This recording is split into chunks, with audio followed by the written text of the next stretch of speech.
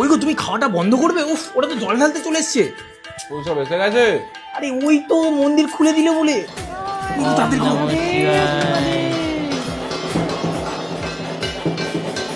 বাবা, আমার কৌশিককে ভালো রেখো।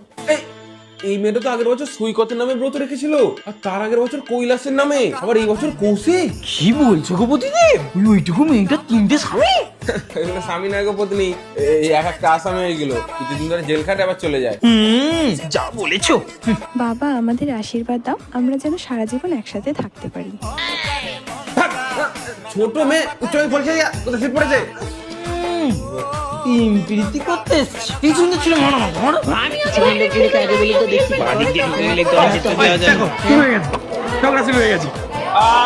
প্রতি বছর তোদের লাইনে দাঁড়িয়ে ঝগড়া করা চাই। আরে আমি তো এখানেই আছি, একটু দেরি করে জল ঢাললে কি এমন ক্ষতি হবে? প্রতি বছর সেই একই জিনিস। ওই দেখতে কিন্তু হেভি লাগে বলা। যা বলেছো পত্নী। বাবা, আমার বরটাকে একটু ভালো করে রেখো, বেশি করে ফল দিচ্ছি। এই পত্নী, এটা সেই পালপাড়ার বউ গো। সারা বছর বড়ের যত্ন নেবে না, আর এখানে শিবরাত্রি করতে আছে লোক দেখা।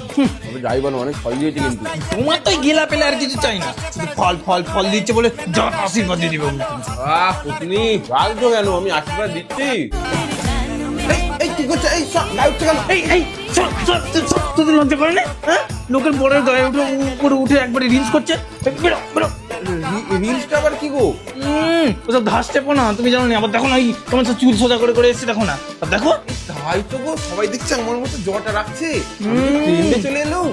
ওই তো যারা যারা চুল সোজা করে এসছে আর ওই জটার মতো চুল করেছে, তারা সবাইকে তুমি গে বর দিয়ে দাও। সব গে বর সবার। এই পত্নী দেখো বাউন কত করে টাকা নিচ্ছে গো। আজকে তো ওদেরই কামানোর দিন। আর টাকা লাগবে না, নিয়ে আছে। ঠাকুর মশাই, আমায় একটু চান জল দিন না।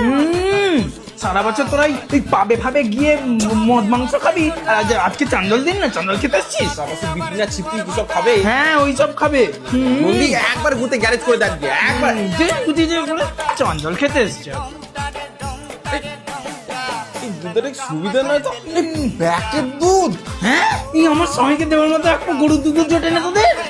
সেদিন আমাকে দুধ দিল নি তো, প্যাকেট দুধ দিল।